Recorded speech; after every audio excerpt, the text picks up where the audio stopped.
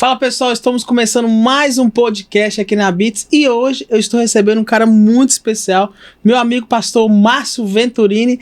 Esse homem tem feito a diferença aqui em Governador Valadares, é da Igreja Conexão, e eu posso falar, foi difícil conseguir trazer esse homem aqui, viu gente? Tô tentando já tem muito tempo e graças a Deus hoje ele conseguiu vir. Obrigado, meu pastor. Prazer é todo meu, vai ser uma honra poder estar aqui batendo um papo contigo. Bacana demais. Pastor, vamos falar sobre tudo. Vamos falar sobre a igreja, vamos falar sobre a sua vida também, sua vida pessoal, pra gente conhecer também um pouquinho sem ser o pastor, mas o Márcio Venturini. Legal. Mas eu quero dizer, o pastor Márcio Venturini, ele é casado, é pai, tem um filho, Filho. De 1 ano? 1 ano e meio. Ê, pastor, que benção, hein? Casado com a Joyce. Isso. A Joyce é advogada. Joyce, advogada previdenciarista, já tá aí com seu escritório estabelecido já faz uns 8 para 9 anos. E tá bem, graças a Deus. Eu tava vendo o vídeo, pastor. Eu tava vendo o Instagram da igreja do senhor, aí eu vi.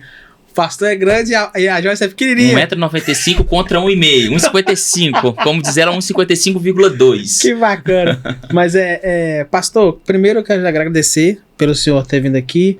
Eu sei que esse bate-papo vai ser bacana demais. Eu já quero começar a falar sobre a Igreja Conexão. Legal. Quando foi que o senhor decidiu abrir essa Igreja Conexão, chamada Por que também Conexão? Legal. Vamos lá. É uma história longa. Eu fui... Desde 16 anos, desde quando eu me converti, eu venho caminhando no Evangelho. Graças a Deus, depois que da conversão, nunca tive altos e baixos. Venho caminhando com o Senhor. E com 23 para 24 anos, eu fui consagrado pastor. E eu era pastor de uma outra igreja. E... de uma igreja que tinha um viés totalmente tradicional. Então, cultos tinham que ser daquele jeito, né, bem engessado. E a gente trabalhava e lutava um ano inteiro para ganhar uma pessoa. E a gente tinha que celebrar uma pessoa, porque era uma pessoa, sim, e a Bíblia diz que o céu celebra uma pessoa. Mas eu ficava, gente, existe um lugar de empenhar tanto esforço para ter mais resultado. O que está acontecendo? E aí, em 2017, o Senhor me trouxe uma palavra sobre conexão. Então a gente pegou o tema, uma conexão, e falou, a gente vai ser o ano da conexão nessa igreja. Legal. Quando eu propus as mudanças, eu era pastor, e falei, vou propor as mudanças, as pessoas falaram, não aceito. E eu falei, tá, tudo bem, ok, eu tô aqui depois de vocês, então me diga, então me dá a visão de vocês. Então eu cheguei depois, agora me dá a visão de vocês, que aí eu vou entender se é pra mim ou não. E eles não me deram nenhuma visão. Então eu entendi que eu estava num lugar que não tinha uma visão. Eu estava tentando implementar uma visão. Então eu decidi, falei, olha, ok, então se não dá pra mim, eu quero agradecer o tempo que eu estive com vocês e eu vou pedir pra sair. E aí o que acontece? A igreja não deixou sair. Você tem que ficar e tem que ficar do nosso jeito. Meu Deus. E aí eu falei assim, olha, vou orar então. Eu falei, Senhor, fala comigo, porque às vezes o Senhor tá querendo que eu fique aqui. Sim. E aí eu fiquei um tempo orando, falei, Senhor, me fala, e o Senhor me deu essa liberdade. Eu falei, olha, eu cheguei pra galera e falei assim, olha, gente, eu sinto muito, mas não consigo, porque se vocês não me derem se vocês não têm uma visão e não permitem que eu implante uma visão, não tem como, já estamos divididos. Então, para vocês não terem prejuízo e nem eu ter prejuízo, me abençoem e me deixem ir. E aí eles me abençoaram, eu me retirei, e eu comecei a procurar a igreja. Eu comecei a procurar. Falei, eu vou congregar, que o errado aqui sou eu. A gente carrega esse sentimento, não, o errado é a gente. E aí, algumas pessoas que estavam, né, nesse processo, me chamaram e falaram, por que a gente não começa algo com essa visão? Que a visão da conexão é uma visão de relacionamento. Né? A gente foi... Mais à frente eu explico, porque a visão de conexão é uma visão de pessoas. E aí a gente começou. Há uma célula na minha casa, com 13 pessoas. Éramos eu e mais 12 pessoas. E ali a gente começou. E aí, vamos lá, vamos dar tudo certo, vamos começar. E começamos, e aí a gente já achou um lugar, fomos para esse lugar. E ali a gente começou, o primeiro culto da conexão tinha em torno de 30 pessoas. E a gente começou onde é o cartório do Claudionô hoje. Né, ali, eu brinco que o Claudionô pegou o lugar, já estava pronto ali, o altar que faz os casamentos, foi tudo a gente que fez. E aí a gente começou ali, e dali a gente ficou até a pandemia. A gente começou com 12, quando chegou a pandemia a gente tinha 60 pessoas ali aproximadamente. Quando deu a pandemia, a gente tem uma visão clara sobre crianças. Então o projeto da Conexão foi um projeto também de ter uma igreja de criança. Então onde era a Pacheco, ali na esquina da Israel Pinheiro, a gente alugou um apartamento que tinha em cima e transformou numa igreja. E só que o que acontecia? As pessoas chegavam e elas tinham que atravessar a rua. Tinha uma apresentação de crianças. As crianças tinham que vir, atravessar uma avenida. E aí começou, e aí veio a pandemia. Aí parou tudo. Só que o que aconteceu? Na pandemia a igreja começou a crescer. Sem culto. Por quê? Porque como é uma visão de relacionamento, ela não está atrelada a programações. Então o contato, os relacionamentos, a palavra ainda que online, enfim, as coisas vão acontecendo, as pessoas começaram a chegar e falar, olha, eu preciso disso, eu preciso desse acompanhamento, eu preciso dessas pessoas que me apoiam, eu preciso de suporte, eu preciso de um pastor. E aquilo, aí começou a pandemia em 2021, eu falei assim, cara, na hora que voltar não vai caber. Porque foi tipo de 70 para 100 assim, ó, num estalo. Eu falei, vamos procurar um lugar. E a gente achou um lugar, aonde é hoje. E aí a gente começou logo no meio da pandemia, porque aí teve um tempo que liberou um pouco, e aí depois voltou a fechar, e depois abriu por completo. Nesse período a gente fez as reformas que precisavam fazer, e fomos para lá, e chegamos lá com, se não me engano, acho que o primeiro culto lá tinha 80 e poucas pessoas. E aí começamos, de lá para cá as coisas vêm fluindo, porque a ideia de conexão nunca foi a igreja, o templo em si. A ideia sempre foi relacionamento com pessoas. Até que o nosso slogan lá fala que é uma igreja de relacionamentos, e é verdade. O nosso foco, o nosso intuito está sempre nessas relações. Em se dar bem com as pessoas e ensinar as pessoas, às vezes, a se relacionar bem com Deus e com a sociedade, com a comunidade. Que talvez esse seja o impacto mais difícil. Sim. Porque às vezes a pessoa se diz que dá bem com Deus, mas tem uma dificuldade extrema em relacionar com o irmão. O irmão é difícil, o irmão é isso, o irmão, né, a igreja tem muita gente ruim. Tem, mas a gente tem que aprender a se relacionar com tudo isso. E essa linguagem de relacionamento virou meio que uma cola para as pessoas. Porque agora todo mundo quer conhecer isso e se aproximar disso. Sim. Né? Depois da pandemia, então, isso virou uma coisa fantástica, porque teve aquele caos, né? Aquele caos das pessoas adoecerem mentalmente. E depois que passou, as pessoas falaram, a gente precisa voltar para a igreja. Muita gente chegou e falou, eu preciso voltar para a igreja. E até aquelas que nem estavam indo procurar a igreja. Exato. E, sim, é muita gente. É muita gente que chegou com esse discurso, olha, não dá para ficar sozinho. A gente precisa de uma igreja. Então vem. E aí a gente não... Aí essa foi a diferença, porque aí a igreja foi até elas. É aquilo que a gente estava falando. A igreja foi até elas. Não foram elas deram um primeiro passo de vir, mas a igreja se disponibilizou a ir até elas. Quando a igreja foi, elas se sentiram abraçadas. Sim. Aí ali assim, aí as pessoas ficaram. E hoje só tem quantos membros? Eu acredito que hoje dá em torno de 170, 160. E é o senhor só que é o pastor? Ou eu tenho um pastor também que está comigo, pastor auxiliar, que é o pastor Newton. Ele ainda não é full time, mas ele já é part-time, a igreja já consegue pagar ele, abençoá-lo, né? Não é pagar, acho que é abençoar o pastor. E hoje ele cuida comigo, eu brinco que ele é mais pastor do que eu. Porque eu tenho que gerir equipe, eu tenho que inspirar, eu tenho que pregar, e ele que cuida. Ele é o pastor, vai lá, alisa a ovelha, cata os carrapichos, e ele que tá ali mais abraçando as pessoas. Não que eu não faça, mas ele é muito mais, ele tem um perfil mais calminho, sabe aquele pastorzão mais assim, querido, vem cá? É ele, né? É uma pedra preciosa. Pastor, eu já quero fazer uma pergunta. A igreja tem mudado bastante. Sim. A igreja de antigamente, quando o senhor começou lá, até antes de ser pastor, para a igreja de hoje, o senhor pode dizer que a mudança tem sido radical ou não? Eu acho que o mundo está mudando. E a igreja, a Bíblia fala que ela não é do mundo, mas ela está lá no mundo. Sim. Né? Eu aprendi que a palavra de Deus a gente escreve a caneta. Mas as estratégias para pregar essa palavra de Deus a gente escreve a lápis. Porque as estratégias, elas podem mudar. A visão, não. Então, o que acontece? O mundo está mudando. E daqui para frente, eu vi até uma pesquisa agora, acho que tem 30 dias atrás, que essa geração que está vindo agora, que é a geração Y, se eu não me engano, essa geração, ela tem ela tem um traço de comportamento que elas não conseguem referenciar os antigos. O que isso quer dizer? Eles olham para as pessoas antigas e falam assim, cara, você não tem nada para me ensinar. Por quê? Porque quando ela olha para a rede social, o cara tem 1 milhão de seguidores, isso tem mais valor hoje para a nossa sociedade do que os cabelos brancos.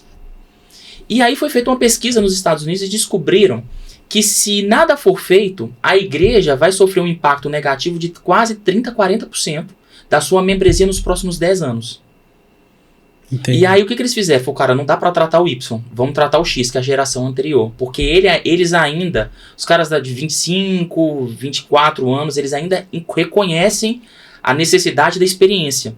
Então a igreja americana hoje está trabalhando com jovens de 20, 25 anos para conseguir alcançar esses jovens de 16, de 15, porque eles foram chamados de cola geracional.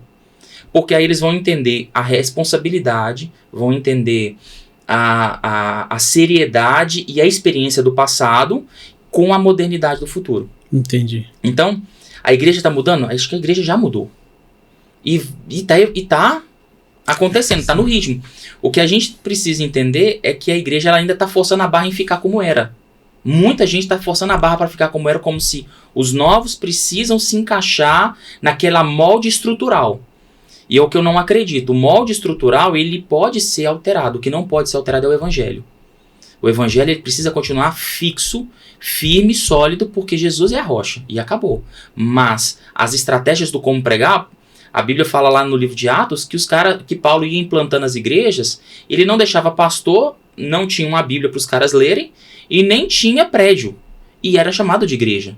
Agora hoje a gente tem Bíblia, tem prédio, tem pastor instituído e é chamado de igreja. Amanhã os pastores vão ser pastor. Agora, há pouco tempo atrás, na Alemanha, quem pregou numa igreja foi a inteligência artificial. E não, porque isso é projeto do diabo. Cara, peraí. O que a gente pode aprender com isso? Porque os nossos jovens estão olhando para isso. Né? Então, a gente vai ter que aprender a usar de tudo que o mundo está crescendo e evoluindo sem abrir mão dos nossos preceitos, dos nossos valores. Se a gente quiser se sustentar baseado naquelas experiências dos anos 80, dos anos 90, a gente já perdeu a galera. A gente já perdeu os jovens. Né? Eu acho que hoje, eu falo assim, como pastor sênior de uma igreja, hoje a nossa preocupação tem que ser com esses jovens. Tem que ser prioritariamente com eles, porque a carga de informação que esses caras estão recebendo hoje não é para ir contra Deus, mas para levar a Deus como alguém que não precisa da seriedade na qual ela é necessária. Sim. Né? Tipo, Deus é um cara legal. Não, Deus é amor. Tudo bem, mas a Bíblia fala que ele é amor, mas ele é fogo consumidor. E não é que os caras não querem aprender, mas o nível de informação está implantado na cabeça deles é uma informação com que eles acham que Deus é um cara legal. E isso não vai trazer transformação real na vida deles. Então as igrejas precisam mudar, as igrejas estão se mudando porque a sociedade está mudando e a gente está na sociedade. Né? O mundo, o sistema humano jaz no maligno, mas nós não. Então nós precisamos nos adaptar, pegar as estratégias que a gente tinha, apagar, escrever a lápis, quantas vezes for necessário, preservando a mensagem. A mensagem é essa. O senhor falou algo muito importante, até usar o exemplo, o senhor está com a Bíblia aí. Hoje, essa geração que está chegando, por exemplo, o meu filho tem 4 anos. Hoje a geração do Lucas, você vai ver daqui pra frente que ele não vai levar mais uma Bíblia pra igreja. Exatamente. Ele vai levar um celular, que aqui tudo tem a Bíblia no celular. Mas algumas igrejas têm a mente fechada do quê? Não aceita, tem que levar a Bíblia. E não é bem assim. Claro, o que você puder fazer para o seu filho andar com a Bíblia seria muito bacana. Uhum. Só que você hoje não pode obrigar um jovem a chegar, não. Se você não tiver com a Bíblia na mão, você tá todo errado. E não é bem assim. Então a gente tem que tomar cuidado com como falar e o que falar com a juventude.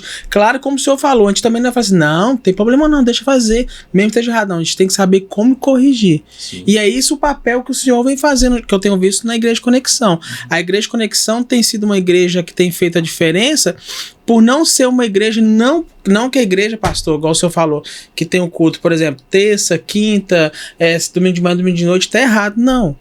Pelo contrário. Tudo bem, tá dando certo. São as estratégias que eles carregam. Só que o senhor tá usando uma estratégia totalmente diferente ao que está nas igrejas atuais hoje. As igrejas antigas hoje.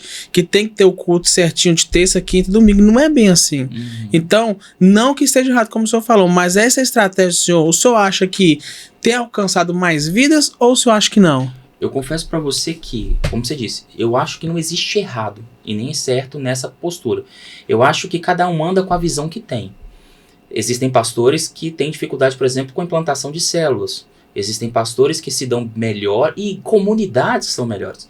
Por exemplo, você tem uma ideia, na conexão mesmo, a gente tem em torno aí de 13, 14 células de ICs espalhadas pela cidade. E dentro dessas células, existem células de pessoas mais velhas, aonde o pessoal canta música antiga. Sim. E existe célula de adolescente, que os caras vão jogar bola na rua. Aí eu pergunto, eu posso pegar o mesmo discurso e levar para os dois lugares? Não tem como. Eu preciso levar o mesmo Jesus.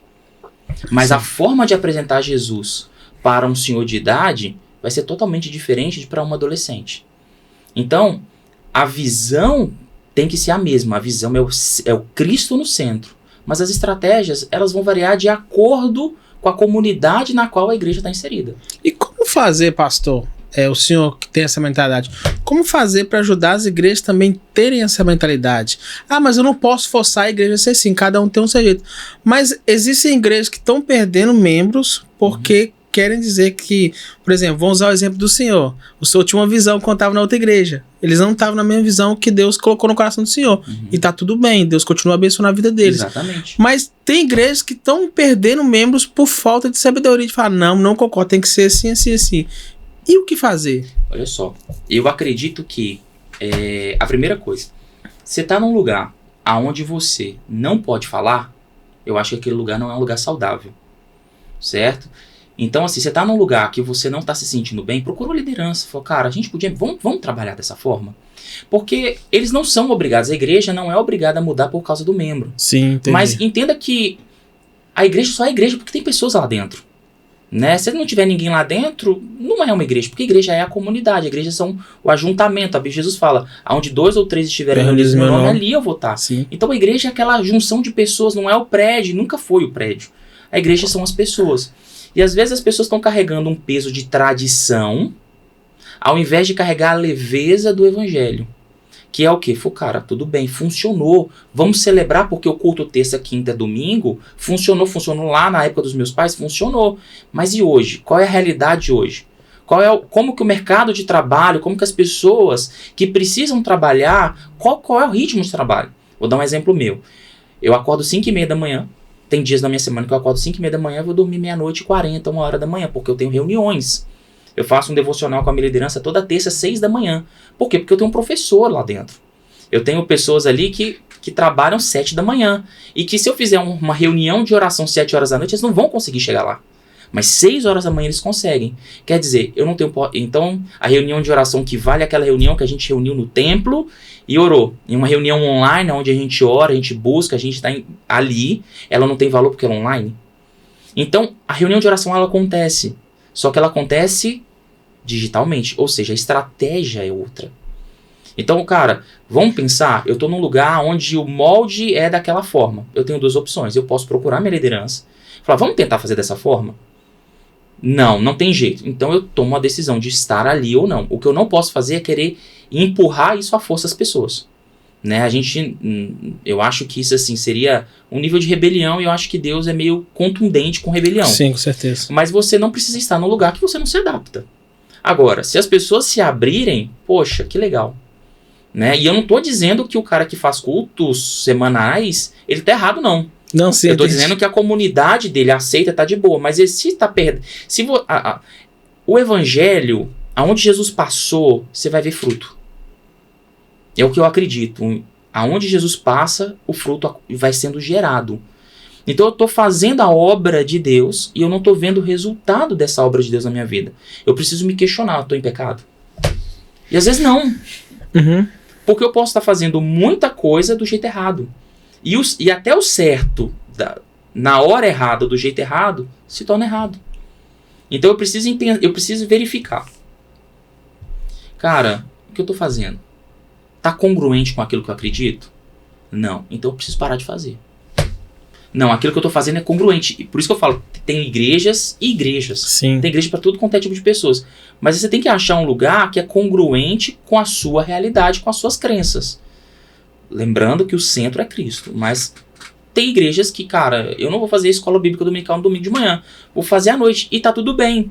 Porque qual que é o importante? O importante é que a mensagem de Cristo seja pregada. Se é de madrugada, se é de manhã ou se é de tarde, qual é a diferença? Aí é onde entra, às vezes, a tradicionalidade.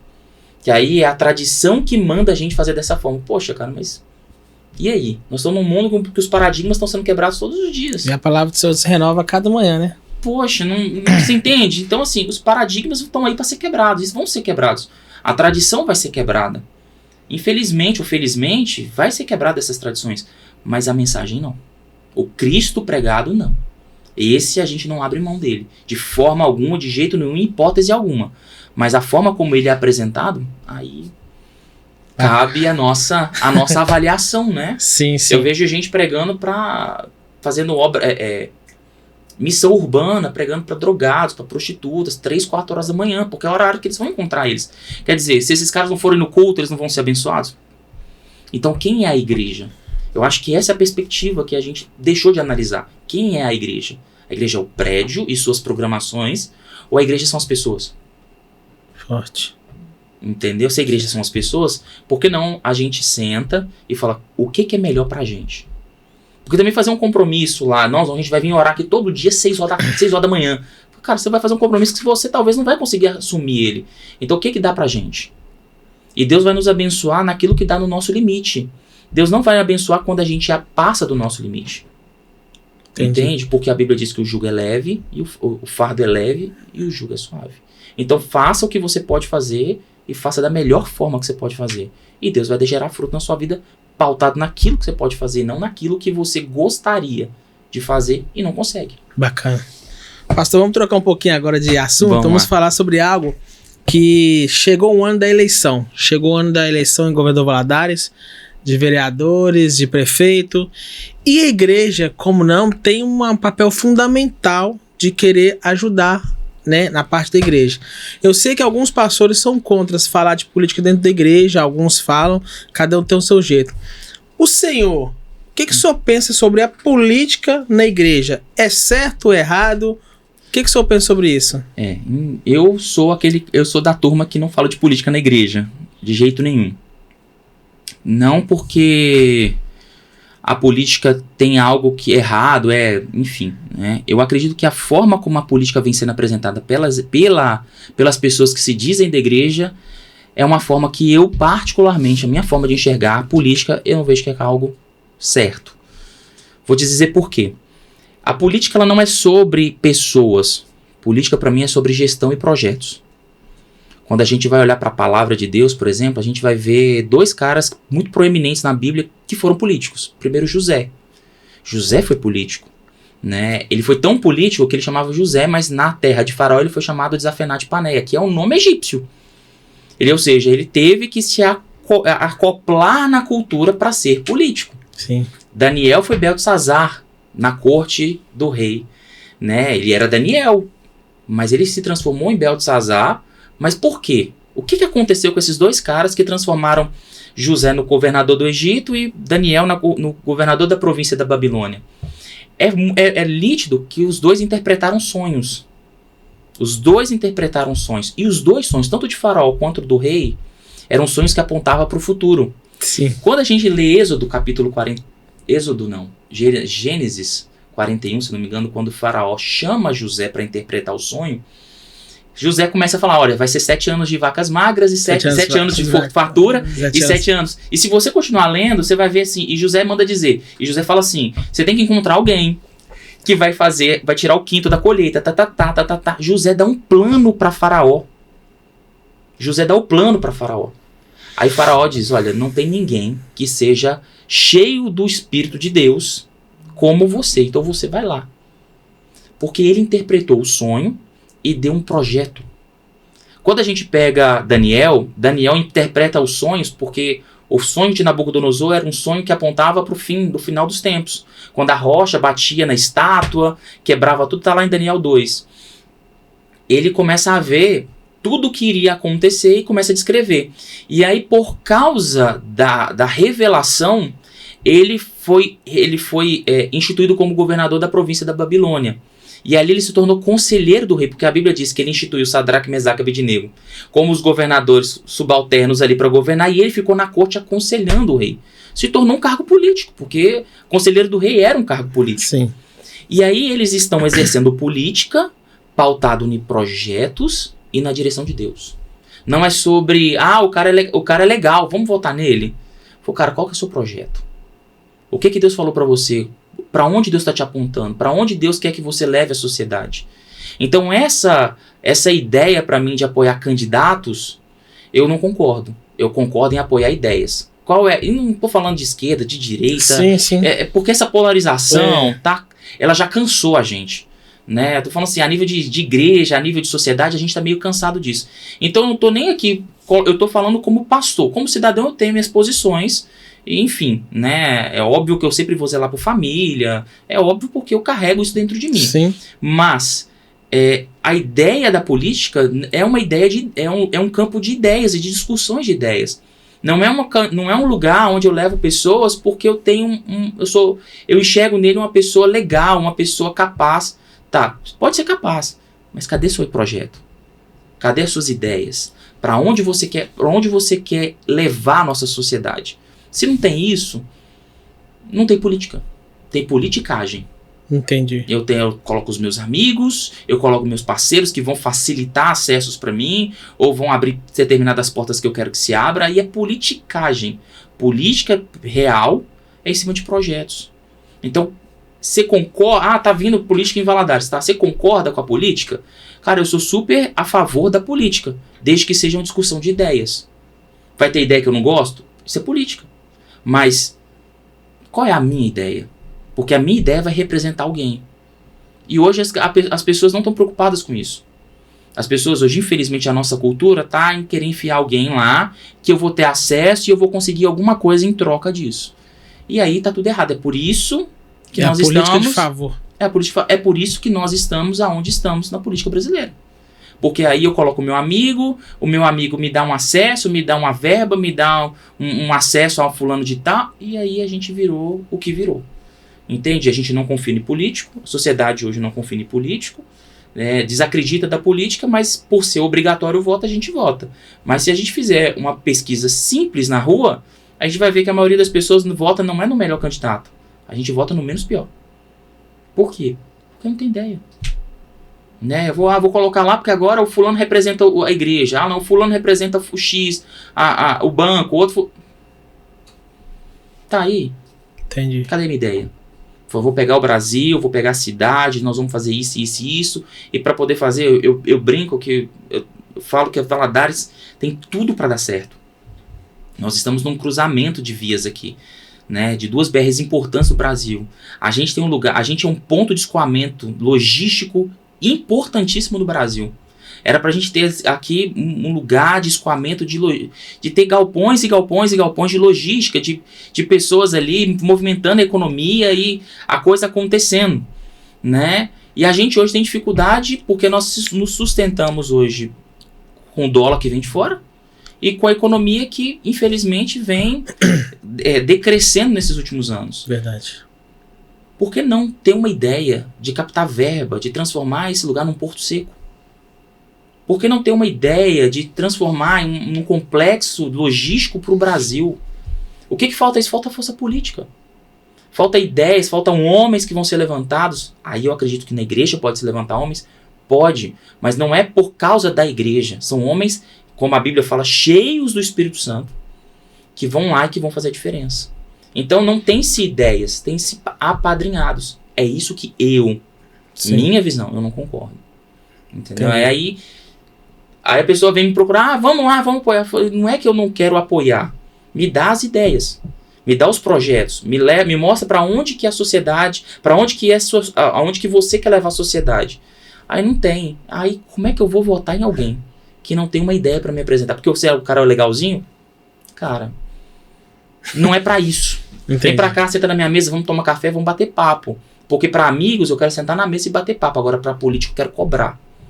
Eu quero cobrar projeto, eu quero cobrar gestão, eu quero cobrar transparência, execução. Eu quero cobrar, porque se eu tô te colocando lá, tudo bem que a cultura é diferente, mas dá-se a entender que o político é funcionário do povo. Mas ele não é cobrado. Porque ele foi colocado ali não por causa das ideias. Foi colocado ali por causa de amizades, por causa de alianças que foram feitas. Então, isso eu não concordo. Mas que a política é necessária, ela é. Mas desde que, para mim, particularmente, seja feita da forma correta, cujo qual hoje eu não estou vendo. tá? Não sou aquele cara avesso, não. Mas, para mim tem que ser feito da forma certa, pelo menos pessoalmente. Então, assim, se apoia candidato, não apoia candidato. Se apoia partido, não apoia partido, apoia ideia, me dá uma ideia. Eu acho que a ideia muda o mundo. Se a ideia não estiver clara, não muda nada. Entendi. É a forma como eu vejo. Não, sim. Pastor, eu queria perguntar ao senhor o seguinte, a Igreja Conexão tem feito uma diferença muito grande em Valadares. Por que o senhor acha que isso está acontecendo com a Igreja Conexão?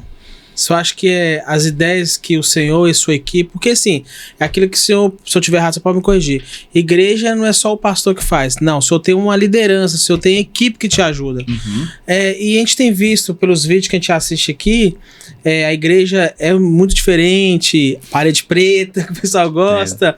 Tem algo legal quando o pessoal chega, tem um café, tem um chá, as pessoas recebendo, aquilo é muito diferente. Você acha que esse tipo de trabalho tem feito a diferença na Igreja Conexão? Binho, eu vou te falar assim, de verdade, não. Vou te explicar por quê. Porque o que atrai a pessoa a Cristo não é o meu esforço. O que atrai a pessoa a Cristo é o Espírito Santo. Então, ainda que eu me esforce e graças a Deus assim, eu fico feliz por ouvir que a gente está fazendo diferença. Porque uma das nossas visões como igreja era impactar mesmo a cidade no nível de relacionamento e cuidado. A gente sempre teve um viés muito forte de cuidado, de abraçar pessoas. Mas nessa caminhada a gente descobriu que ainda que a gente se esforce muito, a gente nunca vai conseguir chegar num lugar onde todos, e até seria utopia falar de todos, mas onde as pessoas pudessem se sentir acolhidas. Porque a única pessoa que pode acolher todos é o Espírito Santo. Então, eu não acredito que as pessoas ou as equipes, eu acredito na inspiração do Espírito Santo. É ele que tem movido as pessoas ali, e a gente tem falado sobre isso já faz algum tempo. E a gente tem buscado isso porque o que faz a diferença na vida de um homem, seja na igreja, seja na empresa, seja em qualquer área, é o relacionamento que ele tem com o Espírito Santo. Então, quando as pessoas veem os vídeos ali, eles estão vendo aquilo que a gente pode fazer. Mas por detrás de tudo aquilo, existem pessoas de joelhos dobrados. Falou, Senhor, cura essa cidade, cura as pessoas que entrarem aqui, dá a elas uma experiência com o Senhor, faça com que elas cheguem aqui e sintam a Tua presença. Eu acho que isso tem feito a diferença. Não porque a gente tem mais Espírito Santo que ninguém. Não, sim. Tá? Eu acho que a Bíblia fala onde 2 ou 3 estiverem, ali estaria.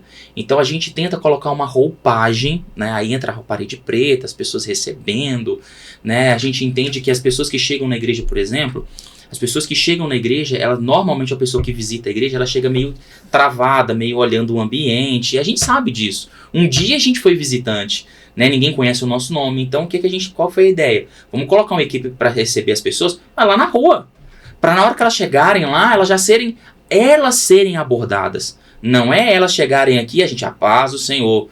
Não, bota uma dinâmica, quebra o gelo da galera lá fora, para quando ela chegar aqui, ela já chegue com o coração leve. Pô, já fui recebido, já perguntaram meu nome, já me colocaram na cadeira para eu sentar. Pô, eu tô em casa. Agora eu posso levantar minha mão, ninguém vai vir aqui me pedir para fazer nada. Aí ela se sente confortável. Aí ali ela vai ter experiência porque o coração dela já foi quebrado. O gelo, aquela apreensão já foi quebrada. Então a gente pensa na perspectiva do visitante. Então eu não peço o visitante para ficar em pé. Eu recebo o visitante, no final do culto, o visitante recebe um presente. Vem cá, eu tenho uma palavra de Deus. Qual que é a palavra de Deus para ele? Cara, você tá aqui, Deus tem um plano para sua vida, você é especial, tá? Depois do Espírito Santo, você é a pessoa mais importante, tá aqui. E às vezes a pessoa aceita Jesus e fala, cara, o céu tá celebrando você nesse momento. Então vem cá que eu quero te dar um presente, eu quero já te direcionar para qual vai ser o próximo nível da sua vida. E ali você já vai tratando o cara e o cara já sai dali com Bíblia na mão, com livro na mão.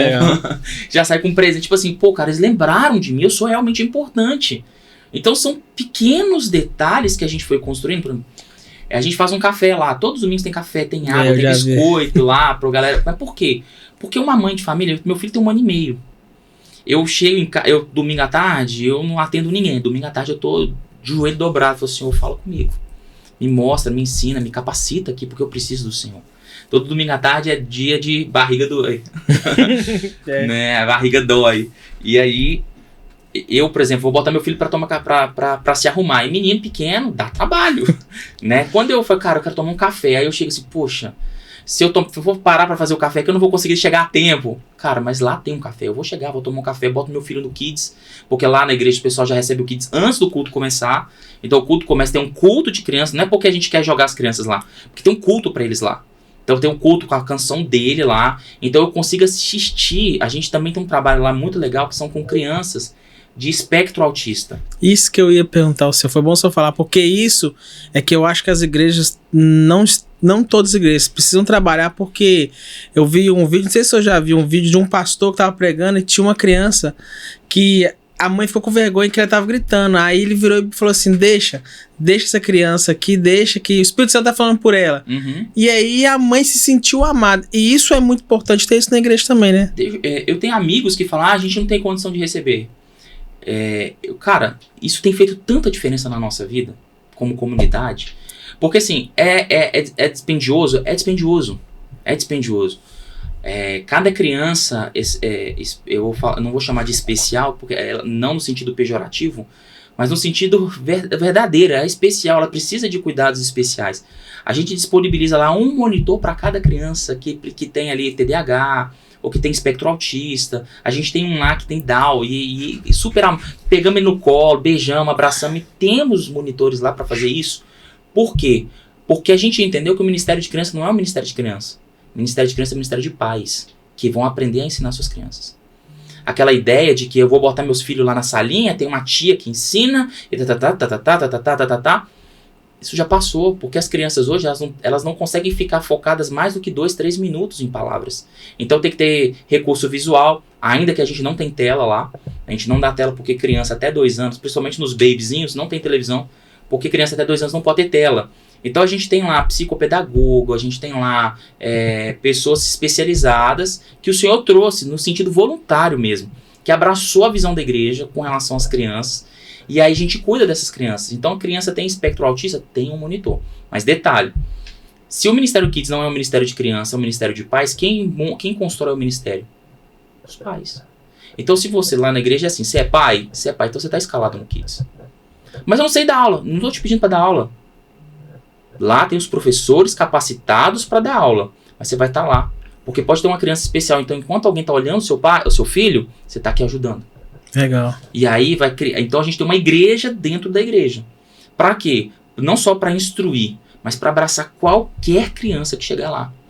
Então, por exemplo, a gente tem lá, hoje são de pais que são membros da igreja, são 6 crianças com espectro autista, com TDAH, que precisa desse acompanhamento. Todos são acompanhados. Se bater lá, tem a sala deles ali, tem a forma de levar o evangelho para eles, e eles são cuidados. Por quê? Se o viés da igreja é cuidar, tem que cuidar. Não posso falar que a missão é difícil. Sim. É eu que não me adaptei a ela. Mas a missão é essa. Há 10 anos atrás, você tem quantos anos? Eu tô com 35 anos. Eu tenho 35 também. Na nossa época tinha criança especial? Você ouvia falar disso? Não. Hoje é a realidade. E aí? Eu vou dizer, não tem negócio disso não. Isso é o diabo.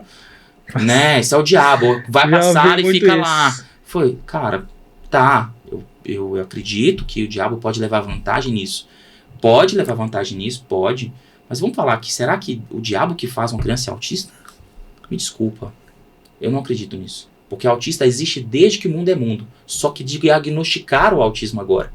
Então as crianças que às vezes lá na nossa época eram crianças difíceis, eram crianças que não aprendiam, elas eram e não sabiam que eram. Então a igreja hoje, com o diagnóstico na mão, por que a gente não vai ajudar essas crianças a ter um bom desenvolvimento, sem passar às vezes por pessoas que passaram pela gente, por amigos que passaram pela gente, sofreram tanto, para que essas crianças vão sofrer? Então é isso que faz diferença. É esse olhar de cuidado que a gente busca ter. Nós não somos perfeitos, tá? Não, sim. Não somos perfeitos, longe disso. Mas a gente está buscando acolher qualquer pessoa que chegar lá dentro, independente, né? A gente vai tentar acolher. E pastor, por que parede preta? Parede preta não é uma questão é uma questão técnica, tá? Às vezes as pessoas acham isso, mas é uma questão técnica. Se for em teatros, em cinemas, você vai ver que isso tudo é preto. Já é fato. A parede preta faz com que a nossa visão periférica seja desligada. Sim. Essa percepção que a gente tem lateral aqui fique desligada. E ative em nós a visão focal. Então, por exemplo, você está numa igreja branca. E aí tem um rachado na igreja. Tá pra ver na hora. Tem uma parede descascando. E aí, sabe o que acontece? Aí passa uma irmãzinha. E aí a sua visão tá ligada, porque é tudo branco, tudo claro. Aí a pessoa passa. Aí você olha, não é por uma questão de maldade, você passa porque a pessoa tá passando. E aí você começa a dispersar a sua atenção do lugar principal que deveria ser o altar. Porque ali a mensagem está sendo pregada. A Bíblia diz que a fé vem pelo ouvir e ouvir a palavra do Senhor. Aí o que acontece? Eu tô ouvindo, mas eu não tô prestando atenção, porque a minha atenção está sendo distribuída aqui nessa visão. Então a parede preta nos ajuda a tirar isso para ligar o focal. E aí a gente coloca luz lá na frente, e aí a pessoa consegue focar ali. Entendeu? Mas é uma questão técnica, não tem nada a ver com teologia, absolutamente nada, tá? Não, bacana. Pastor, a gente tem visto hoje muitas igrejas criando, em vez de pastores, criando coaches nas igrejas. Sim. E eu sempre, quando eu tô mexendo, eu acompanho o Instagram do Senhor, às vezes o Igor posta também, às vezes eu vejo alguma palavra do Senhor, eu acho muito bacana. Mas a gente tem visto muitos pastores que têm deixado de pregar verdadeiramente a Bíblia e têm criado uma pregação mais coach. O senhor, como homem de Deus, que é pastor também, o que o senhor vê sobre isso? Deixa eu te explicar. Eu sou coach. Eu sei que você é coach, por isso que eu perguntei. Eu tenho quase, por isso que sei lá, acho que, se juntar, deve ter umas 600 horas de treinamento. Eu fiz programação neurolinguística, fiz grafologia. Na grafologia a gente consegue perceber traços de personalidade pela escrita, pra você ter ideia. Nossa, pastor, tá aí pecado. A gente consegue perceber. Então eu não tô querendo criar uma impressão, tá? O que eu quero dizer não é baseado numa impressão de outros, mas uma impressão minha, daquilo que eu vivi, tô falando de vivência. É muito sutil e é muito fácil eu trocar a minha relação com Deus por ferramentas. É muito fácil. Porque existem ferramentas que mexem com as emoções das pessoas. Existem ferramentas que podem manipular pensamentos e a gente vai conduzindo por manipulação. Uma coisa eu aprendi que no reino a gente discipula pessoas e discipulado é feito por exemplo e não por palavras. Então, eu não estou aqui para falar mal de coach, eu acho que ele é necessário na sua esfera de atuação. Ele não é necessário na igreja. Tá? Por quê? Porque na igreja o que traz convencimento, João capítulo 16 fala isso, que o que traz convencimento ao coração do homem é o Espírito Santo. E o Espírito Santo ele não é alguém que ele é passivo e manipulado.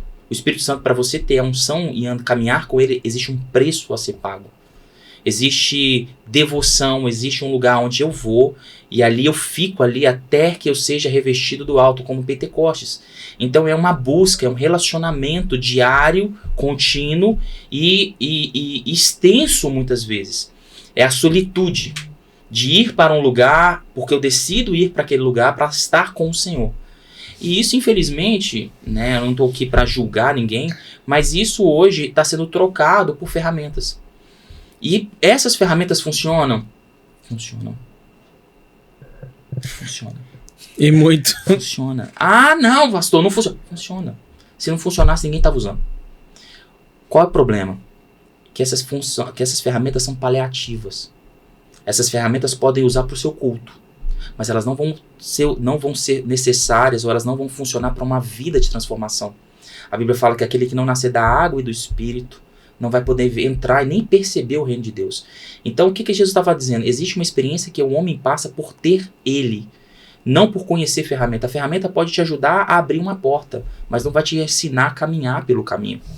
Então, o coach ele é importante na sua esfera de atuação, seja empresarial, seja na vida, nas metas de vida. Super legal. Acho importante, acho válido e indico pessoas para isso. Porque tem gente travada achando que é o demônio, mas na verdade é porque não consegue criar uma meta de vida. Né? Então assim, é importante, mas levar isso pro púlpito, levar isso pro altar e falar para as pessoas que elas são especiais, que elas são importantes, que a gente já está acostumado a ver, isso não vai mudar a vida de ninguém. Isso pode amaciar o ego das pessoas, mas não vai transformar. Não vai gerar nas pessoas aquele sentimento assim, poxa, eu tenho que mudar. eu não posso continuar com a minha vida do jeito que ela tá. Não vai gerar real transformação. Sabe aquela coisa assim que lá dentro fica dentro de você assim, poxa, preciso parar de fazer aquilo.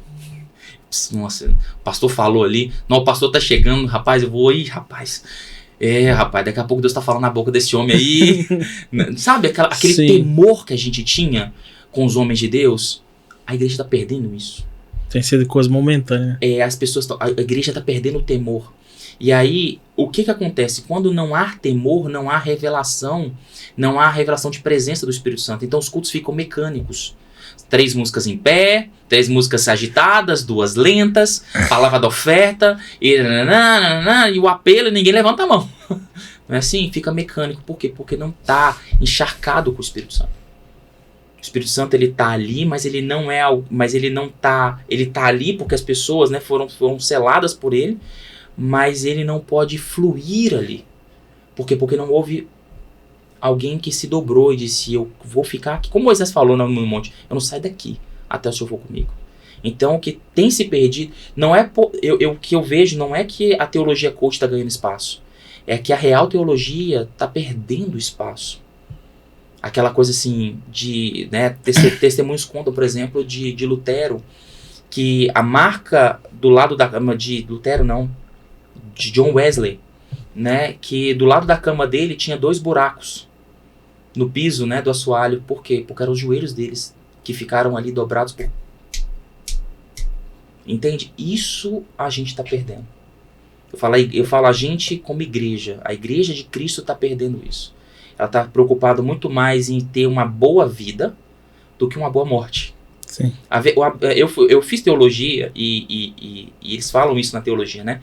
Que a função pastoral nasceu para levar e conduzir as pessoas a uma boa morte. Tipo assim, sofra o que você tiver que sofrer, mas garante sua vaga no céu. Mas a teologia está mudando, a teologia mudou para que as pessoas também tenham uma boa vida. Só que a realidade é que o foco do evangelho é uma boa morte mesmo. Porque quando a gente aceita Jesus, a Bíblia diz que não viva mais eu, mas Cristo vive em mim. Ou seja, eu morri. Quando eu aceitei Jesus, eu morri para mim mesmo. Então não é o fato de ter uma boa vida, é o fato de viver a vida que Cristo sonhou para mim. Só que isso sem o Espírito Santo é impossível. Ele não vai, não existe a obra de Jesus na vida do homem sem o Espírito Santo. E o Espírito Santo é alguém a ser conquistado, não no sentido de imposição, mas no nível de relacionamento. Falta relacionamento, falta unção, sobra-se doutrinas de homens para tampar o vazio que aquela falta de unção vai provocar na vida do homem. Então eu faço estratégias, eu falo coisas, eu tenho entonação. Se eu uso a luz azul ela é mais reflexiva. Se a minha entonação de voz fica mais alta, a minha voz fica mais apelativa. Mas se eu abaixo o tom de voz e regulo a entonação, então agora eu começo a acessar as emoções das pessoas. Então eu começo a trabalhar por algo que eu não devia. Eu devia focar aqui. E o Espírito Santo é que faz a obra. Só que a gente abriu mão dessas coisas. É o que eu sinto, tá? Não, sim, a gente abriu mão dessas coisas e colocou essas outras coisas que dá muito mais trabalho do que muitas vezes dobrar o nosso joelho e falar assim, eu tô aqui, vem cá te buscar. Eu vim aqui, eu não quero sair daqui hoje se o Senhor não falar comigo. Mas ainda que o Senhor não fale comigo, eu tô aqui para falar com o Senhor. E não importa quanto tempo eu vou gastar, mas eu vou estar nesse lugar. A Bíblia fala em Mateus 6, né, que o Deus que me vê em secreto me recompensará. O que está dizendo? Deus não está nem te ouvindo. Você está lá do joelho dobrado pedindo um monte de coisa para Deus, mas Deus não está nem te ouvindo. Ele está te vendo. Por que ele está te vendo? Ele está te vendo porque ele viu a sua decisão de entrar para um quarto fechado, para um lugar onde não tem ninguém, e estar com ele. E ali ele vai te recompensar. Isso é o mais importante da nossa vida, da nossa igreja, da nossa caminhada, da nossa fé. Esse é o mais importante. Se a gente não aprender a estar com Deus, a gente vai dar espaço para esses caras. Entende? Essas teologias pentecostais, neopentecostais, prosperidade, de coach, tudo isso vai invadir aonde não tem a presença do Espírito Santo. Foi aquilo que João disse, né? João escreveu na carta que Jesus manda para a igreja de Éfeso.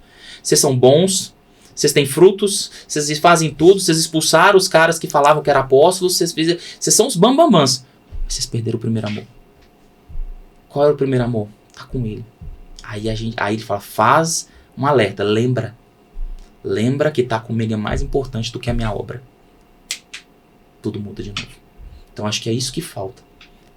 Não é nas igrejas, tá? Eu não tô aqui porque eu não tô em todas as igrejas. Eu sim. Mas é o zelo que eu tenho pela minha. É o zelo. Eu quero estar num lugar onde o Espírito Santo, ele tá livre, ele é bem-vindo e ele pode. Porque teve joelhos dobrados, preços pagos. A sua mãe, você falou que sua mãe é pastora. Sim. Então você é da época de pagar preço. Vamos pagar o preço. Só que a gente não tá pagando mais preço. Né? Porque hoje não tem essa... porque o jovem não quer mais. Cara, não existe isso. Ou você paga o preço para viver o que você quer, ou você não vai viver nada do que você sonha. Verdade. E isso não é nem uma questão só do ministério, isso não é só uma questão de igreja, isso é uma questão de vida. Só que a gente quer pagar preço profissional, quer ralar, trabalhar 13, 14, 15 horas por dia, mas a gente não quer ralar, às vezes, para estar com Deus, que é o cara que abre porta que ninguém pode fechar. E fecha a porta que ninguém pode abrir. Ou seja, o meu lugar de estar com Deus é mais importante do que o meu trabalho. Por quê? Porque portas podem se abrir por causa do meu relacionamento com Deus. A Bíblia fala que ele vai adiante de nós. O que ele está falando? Que ele vai abrindo caminhos se a gente aprender a estar com ele. Só que a gente quer fazer o quê? Não, Deus, dá licença. Deixa que eu vou. Vou fazer com minhas próprias mãos. Deixa que eu faço. Eu sou bom, sou capacitado, eu tenho um diploma. E aí ele fala, beleza, você quer ir? Tá bom. Eu vou dar licença. Vou sair de cena. Segue. No mercado de trabalho, o cara vai, aí o cara tem que se render. Meu Deus, eu preciso de ajuda, que eu tenho uma conta para pagar. Agora, na igreja isso não podia acontecer. Porque a igreja é o lugar onde as pessoas deviam ensinar isso. E aí, você me pergunta, por que a igreja está fazendo diferença? Porque a gente está ensinando que é o básico. A gente não está fazendo, não é? Hebreus fala sobre as doutrinas elementares do cristianismo. A gente lá na igreja tem esse curso de membresia, que é o quê? Ensinar para as pessoas os elementos básicos da fé cristã. Básico, coisa que a gente devia aprender quando era criança. Só que a gente está tendo que retornar a ensinar isso para as pessoas, porque as pessoas não sabem, meu. Eles não sabem. Estão na igreja há 20 anos e não sabem que arrependimento, fé, imposição de mãos, batismo, ressurreição dos corpos. As pessoas não sabem da doutrina de ressurreição dos corpos. Eles não sabem que um dia, que aqueles caras morreram em Roma, comido por leões, porque eles sabiam que um dia eles iam ressuscitar. Então a vida deles não importava, porque ele estava garantindo o lugar deles nos céus, porque um dia o corpo deles iam ressuscitar glorificado. Isso tira a gente o medo da morte, o medo do mal, do caos, o medo da doença. Por quê? Porque ainda que eu morra, um dia Jesus vai me ressuscitar com o corpo glorificado. Então eu tenho que ter esperança. Eu não preciso ceder pelo medo, porque o medo foi vencido quando Jesus ressuscitou com o corpo glorificado. As pessoas não sabem disso. Então é um monte de crente hipocondríaco. Entendeu? Por quê? Porque eles não sabem o básico. Eles não sabem que Jesus vai voltar. Quando sabem, tem uma linguagem de que Jesus vai voltar. A linguagem deles é uma linguagem de medo. Jesus vai voltar, você vai ficar. A gente ouviu isso, 35 anos, a gente ouviu isso. Sim. Quando falava da volta de Jesus na igreja, meu Deus do céu, fosse Jesus, só deixa eu casar. Deixa eu casar. Não era assim? Foi Deus dar condição de eu casar, pelo menos. Não volta antes, não. Como se a volta de Jesus fosse uma questão prejudicial. Quando a Bíblia fala, Maranata, ora vem, Senhor Jesus. O que ele está falando? O cara vai ser o melhor momento da nossa vida. Mas por que a gente está usando um texto que deveria gerar esperança para gerar medo no coração das pessoas? Então essas coisas que a igreja ela tá abraçando, agora eu tô saindo do coach, que é totalmente nocivo, para as próprias tradições cristãs, que também são nocivas. Não é a doutrina, mas a forma como ela é apresentada. A forma como ela é apresentada na vinda de Cristo deveria ser assim, cara, você tem que orar todo dia. Pedro fala que a gente tem a capacidade de apressar a volta de Jesus. O que Pedro está dizendo?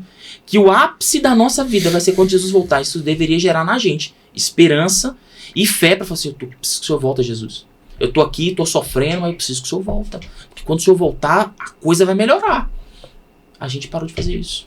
E a gente começou a falar, se Jesus voltar e eu não casar, perdi minha vida. Não é verdade? Não, Jesus pode voltar, não tem que ganhar dinheiro primeiro. Ou seja, as pessoas não sabem o que estão falando. Elas não sabem. Verdade. E a gente está tendo que reensinar o básico para as pessoas. Então, o que fez diferença na vida das pessoas? Uma doutrina sadia, mas uma relação, não é uma relação, mas uma tônica nessa relação com o Espírito Santo. Porque é ele que vai fazer diferença na vida das pessoas. E uma apresentação desse Espírito Santo. Né? Porque ainda rola isso, porque às vezes as pessoas acham que o Espírito Santo é aquele fogo do Pentecostes. né? Ou então é aquele dom de língua estranha, ou que o Espírito Santo é aquele arrepio, aquela lágrima que desce. O Espírito Santo é uma pessoa. A Bíblia fala, não entristeçais o Espírito Santo. Se o Espírito Santo pode ser entristecido, ele não é uma força nem uma energia. Ele é alguém. E as pessoas não acham que é alguém. As pessoas não sabem que é um alguém. Né? Se é uma energia, eu posso manipular a energia. Eu posso esperar que ele venha na hora que eu quero. Não, cara. O Espírito Santo é uma pessoa na Trindade. Ele é alguém real, é alguém que caminha, é alguém que foi designado nesse tempo até que Jesus volte para caminhar do nosso lado. Então, se você não tem uma relação com a pessoa mais importante da Terra, que é o Espírito Santo, o que você está fazendo na sua vida? Verdade. Então, isso as pessoas perderam. Falo as pessoas no sentido eclesiástico mesmo. E por causa de perder essa relação com o Espírito Santo profunda, a gente abriu espaço para tampar o buraco. É a forma que as coisas estão tomando contorno. Mas eu acredito também, né, a promessa de Joel, que o Espírito Santo seria derramado, então eu creio que nós estamos perto de consertar esse negócio todo. Em nome de Jesus. Pastor, a igreja do senhor tem quanto tempo? 7 anos. 7 Vamos fazer anos. 7 agora. Fazer 7 anos. Pastor, desde quando começou a igreja, que foi lá, na casa, na célula, até hoje, mudou muita coisa? Mudou. Nossa, como mudou. Mudou a gente, né? A gente muda. Porque a gente tem que aprender que a gente não é super-herói. Eu acho que o grande desafio de um pastor é entender que ele não cresce sozinho. Ele não cresce só. Se ele não tiver pessoas... pastor, mas eu não tenho ninguém do meu lado, ninguém se aproxima. Talvez você é inacessível. Né? Talvez a gente, como pastor, a gente aprendeu, às vezes, colocar aquela capa de super-herói. Não, eu sou o santo. E a gente não pode ser assim, porque a gente é ser humano e erra também, é fraco. Tem dias que a gente está fraco. Então, ser humano nesse processo é importante, porque as nossas virtudes ensinam, mas as nossas fraquezas também ensinam. Então, aprender nesse processo, eu aprendi a permitir ser humano. Não que tem pecado, não é sobre pecado, mas é entender que, por exemplo, a minha mulher, ela é advogada, ela é muito mais processual que eu. Né? Ela é a pessoa na minha vida que eu só estou chegando no lugar onde eu estou chegando ministerialmente porque ela está do meu lado. Por quê? Porque o Senhor me dá visões. Vai para cá, marcha para cá, é por aqui. E eu vou, como se diz, abrindo o caminho. Mas quem vai criando processos é ela que vem por trás criando processos para que as pessoas consigam passar. Ou seja, eu abro o caminho, quem pavimenta é ela. Uhum. Então, aprender, por exemplo, que a gente precisa de outras pessoas do nosso lado. A gente precisa de gente que caminha com a gente não só em fidelidade, mas caminha com a gente na visão que a gente carrega. E isso faz toda a diferença. Por quê? Porque a gente consegue delegar. E uma igreja constituída de pessoas que abraçam uma mesma visão. Então lá, por exemplo, quando a gente começou com 13 pessoas e hoje, né, graças a Deus, a gente esse número ficou exponencial, foi porque as pessoas entenderam a missão, entenderam qual era a visão da igreja, que era expandir o reino de Deus através do cuidado. E ali as pessoas decidiram caminhar debaixo dessa visão e cuidar de outras pessoas. Então a gente criou treinamentos, a gente criou caminhos para que as pessoas que se interessam fazer isso, fazerem, e a gente investe. Bem, vai ter gente que vai frustrar a gente? Vai. Sim. Vai ter gente que vai pisar na bola? Vai. Vai ter gente que vai errar? Vai. Vai ter gente ingrata? Muito. Nossa, vai. Mas a questão é, eu vou parar por causa deles? Não. Pelo contrário, eles são... Jesus, eu ouvi algo esses dias que Jesus colocou Judas na equipe a mensagem foi assim, para ser traído em segurança, no meio dos 12. Então vai acontecer coisas ruins, né? A gente, querendo ou não, a gente tá cercado de pessoas e você pode concordar comigo agora e daqui a um ano você não concordar mais comigo. Então as pessoas, elas mudam no processo. O que não pode mudar, né, é a missão onde a gente está sendo a missão que a gente está carregando. E investir nas pessoas. Porque a gente não carrega o piano sozinho. Então o que muda? Quanto mais cresce, menos a gente tem o controle das coisas. Uhum. O controle processual. Não, vai ter que trocar lâmpada da igreja. Não, tem que perguntar ao pastor se pode trocar a lâmpada. Não, vai ter um repertório, vai tocar uma equipe lá, vai tocar qual música. Vamos perguntar ao pastor qual música. Não existe isso na conexão. Falei, cara, a gente tá lá agora, a gente tá falando esse mês de junho e de julho, até o aniversário. A gente tá falando sobre o Espírito Santo. Tá fazendo uma série sobre o Espírito Santo. Os caras já sabem. Cara, você vai fazer um repertório. O cara que tá lá no parking, lá fora, lá no estacionamento, que tá fazendo uma dinâmica com a galera, a dinâmica é sobre o Espírito Santo. A galera que tá recebendo, tá falando tá recebendo as pessoas ali, a mensagem é sobre o Espírito Santo, o repertório é sobre o Espírito Santo, o acolhimento é sobre o Espírito Santo, o Kids é sobre o Espírito Santo. Por quê? Porque abraçamos uma visão. E a conexão. Exatamente. É isso que faz a diferença. Quanto mais cresce, menos controle. Deixa as pessoas fluírem. Deixa as pessoas fluírem no mistério delas. E não tenha medo, porque ainda rola isso, né? Mas você vai deixar as pessoas crescerem, como é que vai ser lá na frente? Pô, cara, todas as vezes que você impedir alguém de crescer do seu lado, você tá se impedindo de crescer também.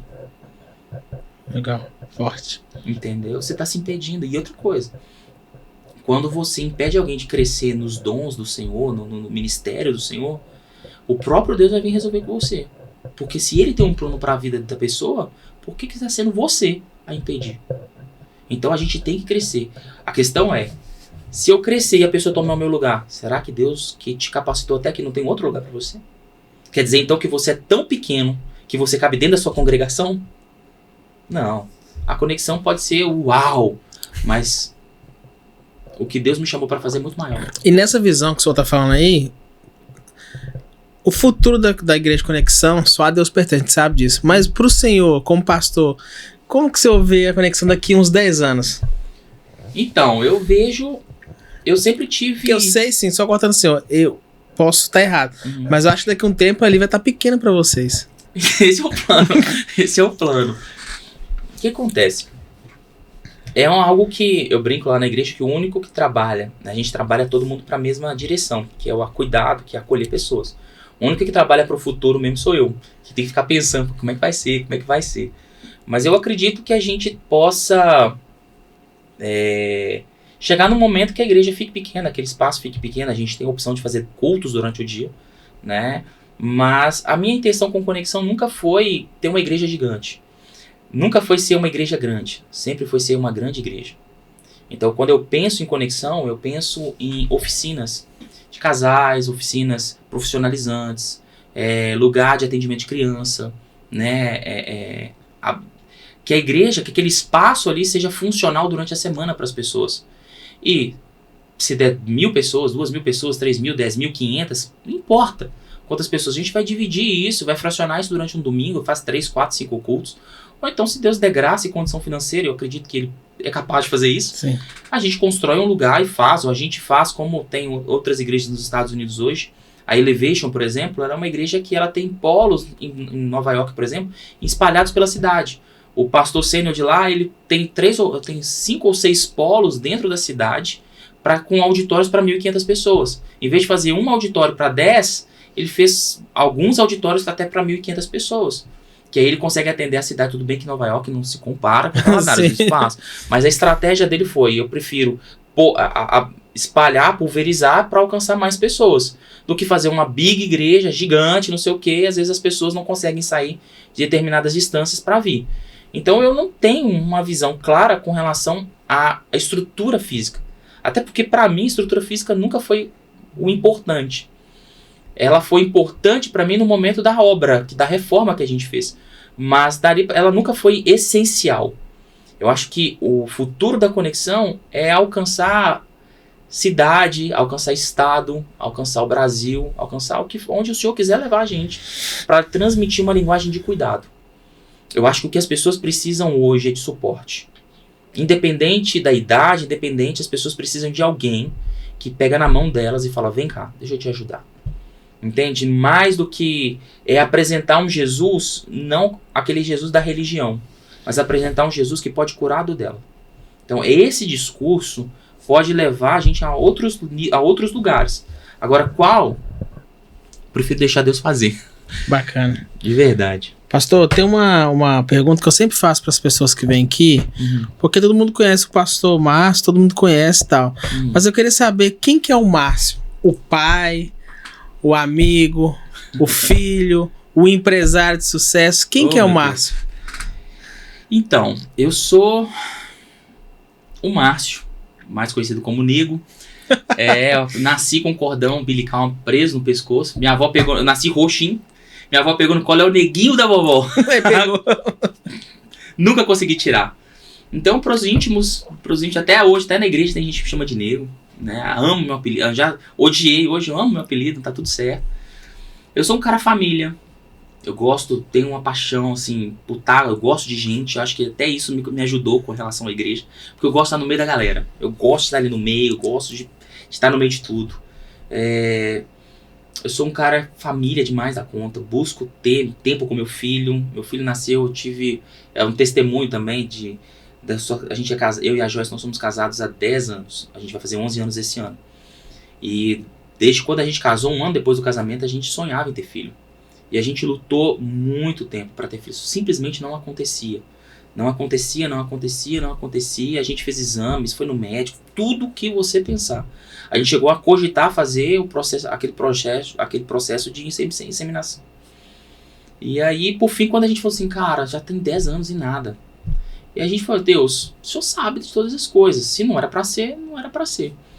Mas frustrado, porque chega uma hora na vida da gente que a gente fala assim, pô, tá tudo no lugar, tá tudo certo, mas tá faltando alguma coisa. É uma dor que a gente sente assim, cara, a gente sente falta de algo que a gente nunca teve. E aí, a gente faz 10 anos de casado no dia 10 de novembro.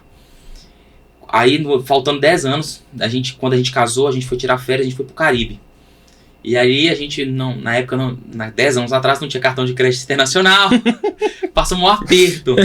Aí, quando a gente, vamos fazer 10 anos de casado, vou comprar uma passagem aérea pro Caribe. No lugar da vergonha, vai ser dupla 11. Comprei o pacote, top, não sei o quê. Quando tá tudo certinho, tudo comprado. Amor, tô grávida. Boa. 10 anos de casado, dia 10 de novembro. Meu filho nasceu no dia 5 de novembro. Que massa. Cara, Deus deu pra gente um presente. O nome dele é Mateu, que significa presente de Deus. Ele deu um presente pra gente. Mateu é a criança mais linda, mais carismática, mais bagunceira no bom sentido. É um menino, sabe, sensacional. Sensacional. É um menino que é apaixonado comigo e eu sou apaixonado com ele. A gente, assim, 1 ano e meio a gente é parceiro, já acorda me chamando. Então, assim, o Mateu é um sonho realizado, né? É um cara, assim, que desde quando ele nasceu, na hora que ele nasceu ali, ela saiu da barriga da mãe dele ali, ele começou a chorar, e aí eu cheguei pra ele na barriga, eu já brincava com ele, na hora que ele tirou ele do colo, ele chorou, aquele choro. Eu cheguei pertinho dele, botei a mãozinha e falei assim, calma, meu filho, papai tá aqui, na hora. E parou. A mãe fica, meu Deus. Então a gente tem uma conexão muito forte, sabe? A gente tem um vínculo muito legal. E assim, a minha vida é deles. A minha vida é da minha família, né? Da minha mulher. A gente sonha junto, a gente é parceiro pra caramba. A gente sonha junto, a gente cresceu junto. A gente avançou muito junto. Tanto eu, no meu chamado ministerial, ela como advogada também. Foi sempre um dando suporte pro outro, um sendo parceiro do outro. E hoje a gente vive uma família muito legal. Porque ainda que a gente vê todo esse avanço, esses sonhos, essas coisas acontecendo, a gente nunca perdeu a nossa alegria familiar. Que é uma das coisas que pastor sofre muito, né? Porque tem que abrir mão de família. Cara, eu sou um privilegiado. Porque eu vivo e desfruto da minha família 100%. Eu brinco assim, tem alguns dias da semana que eu tenho que sair às vezes pra fazer alguma reunião. Eu saio com o coração pesado. Mas eu tenho aprendido a abrir mão de agendas para estar com a minha família. Aprendido não. Eu não abro mão de agenda. Eu abro mão de qualquer agenda durante a semana para estar com meu filho à noite, por exemplo. E olha que é uma hora que o pastor mais trabalha. Mas a gente vive uma realidade de igreja hoje que eu sou totalmente dispensável. Durante a semana, à noite, é claro que tem semanas e semanas. Sim. Mas eu sou, por exemplo, eu saio de casa talvez uma vez na semana, durante a segunda a sexta, uma vez na semana. E eu consigo curtir a minha família, eu não abro mão de si. A galera da minha igreja entende isso. De tipo, cara, família é mais importante do que programações. Não é mais importante que o Senhor Jesus, mas é mais importante que programações. E aí às vezes tem uma galera, por que não tem culto durante a semana? Eu falo, cara, vai ficar com sua família. Cuida deles, vai trabalhar, vai desenvolver, tem célula perto da sua casa, vai pra lá, seja alimentado. Mas não queira exigir de mim uma programação. Entende? Quer uma programação? Tem um monte de filho mais velho aí, ó. Pega lá os meninos, junta. Aí tem noite de adoração. Pega sexta-feira jovem, faz noite de adoração. Vai pro monte, ora. Cara, vocês são crente velho, vai pai mesmo. Mas eu não abro mão da minha família, porque minha família é meu pilar. Né? Família, trabalho, igreja, empresa, agora surgiu, eu fiquei quase 6 anos, foi 6 anos, totalmente eu comecei a conexão, eu era voluntário da conexão. Falo assim que a minha mulher foi assim, parceira, porque no momento que o Senhor me chamou para o ministério, eu não tinha como ter sustento na conexão. E o Senhor falou, cara, aquilo queimava dentro de mim, ela falou comigo assim, vai, eu confio que vai dar certo, vai. Então assim, a primeira financiadora da conexão foi a minha mulher. Ela segurou a bronca lá em casa por quase 2 anos. Até que eu pudesse me erguer e trazer sustento para minha casa através do meu ministério. Então assim, isso para mim é muito importante. Então como é que eu vou abrir mão disso agora?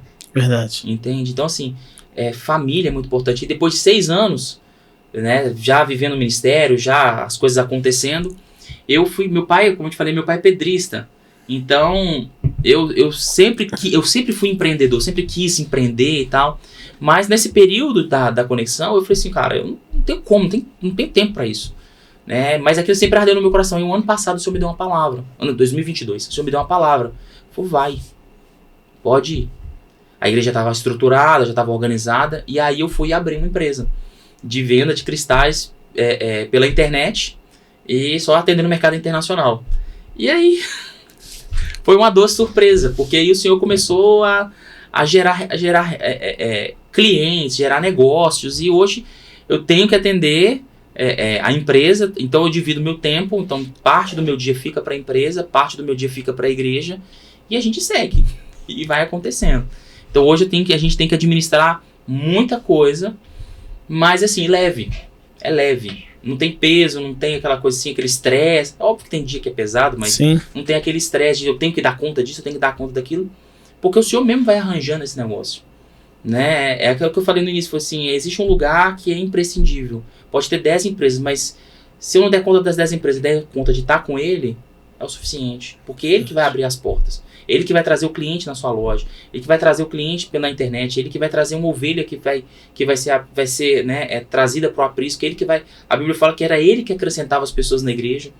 Né? E quando eu comecei, falaram isso. Mas você vai ser pastor, empresário, você não vai dar conta. Cara, de lá para cá a igreja só cresce. Por quê? Porque quem traz as pessoas para a igreja é o Senhor Jesus, não sou eu. Não é a minha pregação. Eu posso ser o melhor pregador do mundo, mas não sou eu. Então é aprender a ter valores bem estabelecidos. Eu sou pastor, mas eu sou filho. Eu dou atenção para minha mãe conversa comigo todo dia. Ela me liga todo dia, eu ligo para ela. Como é que você tá, mãe? Como é que você tá, pai? Se eu estiver pro lado de cá, eu venho aqui e vejo meu pai. Tiro uma foto porque a gente mexe com foto, né? Então a gente vem, trabalha aqui 1, 2 horas por dia. Ah, mas se você trabalhasse 10 horas por dia, você ganhava muito mais na empresa. Sim. E se o senhor não mandasse um cliente? Eu podia trabalhar 24 e o senhor não ia mandar um cliente. Verdade. Eu posso trabalhar 2 e o senhor abrir as portas, porque eu vou cuidar disso, mas eu vou cuidar daquilo, eu vou cuidar daquilo, e eu vou dar conta de tudo, dando o meu melhor. E as coisas vão acontecendo. Então o foco não está no quanto, mas no como. E aí as coisas vão acontecendo. Bacana. E aí esse é o Márcio. O cara que fica ligado 24 horas por dia, mas com tudo sob controle. Agradecendo a Deus, porque é Ele que está fazendo tudo. Eu sou um privilegiado, eu vejo Deus agindo. A todo momento, Ele vai agindo. E as coisas vão acontecendo na minha vida. Mas, pastor, a gente já está encerrando, mas antes de encerrar, eu queria que o senhor deixasse uma palavra para as pessoas que assistem o nosso podcast, que são nossos seguidores também. E eu sei que várias pessoas são abençoadas também através desse podcast. Amém. E eu quero que através da palavra do Senhor hoje, o senhor como homem de Deus, deixasse uma palavra para abençoar as pessoas. Conheça o Espírito Santo. A gente tá vivendo um tempo como sociedade onde a gente está buscando muitos recursos fora. E existe algo dentro da gente que o Senhor Deus colocou sobre as nossas vidas que pode fazer toda a diferença no nosso coração. Como eu disse pro Benhu aqui, o Espírito Santo não é uma força, não é um sentimento, não é uma expressão, não é uma emoção. O Espírito Santo é uma pessoa. E é uma pessoa que tem total interesse em se revelar e se fazer conhecido para qualquer pessoa que busca. Talvez você vá, pastor, mas eu já conheço o Espírito Santo, sou crente, já vou na igreja e tal. Eu falei, cara, se você acha que você já experimentou de tudo, é porque você ainda não conhece Ele. Porque quem conhece Ele vai experimentar muito mais. Então, conheça ele é alguém a ser experimentado, ele é alguém a ser conhecido, ele é alguém a ser buscado e alguém que busca. A Bíblia fala que existe gemidos inexprimíveis, né? Ele fala que ele vai se movendo dentro da gente, a gente nem sabe como, mas ele vai sinalizando pra gente. Então aprenda a conhecer o Espírito Santo, busque conhecer ele pela palavra, busque conhecer ele pelo seu devocional, busque conhecer, porque ele que faz com que a obra de Jesus seja sustentada nas nossas vidas, né? A Bíblia diz que quando Jesus batizou, a Bíblia diz que o céu abriu e desceu uma pomba, e ali Jesus foi cheio do Espírito Santo. E Jesus saiu dali, até ali ele não tinha feito milagre nenhum, mas depois que ele saiu dali, tudo aconteceu. Isso significa que às vezes a nossa vida está presa, está amarrada, está truncada, porque a gente não sabe como vencer e não tem ferramenta para vencer, mas ele tem. Então essa relação, essa simbiose entre o homem e o Espírito Santo vai fazer com que eu e você experimentemos assim níveis sobrenaturais e extraordinários que a gente ainda não viveu e nem está pronto para isso. Mas Jesus disse assim, eu vou para o Pai e vou mandar alguém, porque tinha coisa que eu queria falar, mas eu não posso falar agora, mas quando ele vier, ele vai contar para vocês toda a verdade. Então existem verdades na nossa vida sobre nós mesmos que nós não conhecemos até que ele fale para a gente. Então eu acho que a chave de viver uma vida com o Senhor e uma vida próspera e abençoada é conhecer essa pessoa sobrenatural que é o Espírito Santo. Então se eu puder dar um conselho, é aquilo que Paulo fazia nas igrejas. Apresenta o Espírito Santo. Paulo fala isso, né? Quando ele chega em Corinto, se eu não me engano, ele fala assim, as pessoas falam assim, não, a gente é discípulo de Jesus, a gente foi batizado no batismo de João. Aí Paulo fala assim, tá, mas e do Espírito Santo, vocês conhecem? Não, a gente nunca conheceu, nunca nem ouviu falar. Ele falou, pelo amor de Deus, vem cá. E aí a Bíblia diz que ele ora e libera o Espírito Santo sobre a vida deles. Ou seja, às vezes a gente está vivendo uma vida falando, eu já fui batizado, eu já tive uma experiência com o Senhor no meu batismo, mas existem muito mais coisas a serem conhecidas que me faz me apaixonar ainda mais pelo Senhor Jesus e pela obra dele. Então conheçam o Espírito Santo, tenham um relacionamento com o Espírito Santo, e ele vai fazer pode ter certeza, total diferença na vida de cada um que está nos assistindo, nas nossas vidas também, porque ele é a pessoa mais importante do universo. Amém. Amém. Pastor, quero agradecer, obrigado por ter aceitado esse convite. Eu tenho certeza que pessoas foram abençoadas, pessoas abriram a mente depois dessa palavra do Senhor. Eu quero dizer que a casa do Senhor, quando precisar, é só voltar. Só chamar, tá é um prazer. Obrigado. Pastor, Deus abençoe vocês. Amém. Vamos orar? Vamos orar. Pai, eu quero te agradecer por esse tempo, que o Senhor Jesus possa abrir o nosso coração, Senhor, e falar ao nosso espírito da melhor forma como o Senhor pretende. Que cada um que está assistindo esse podcast, a qualquer tempo, seja tocado e que algo dentro de cada um de nós, Senhor, possa formigar, possa borbulhar, para que essa presença do Senhor possa tocar as nossas vidas e transformar a nossa realidade.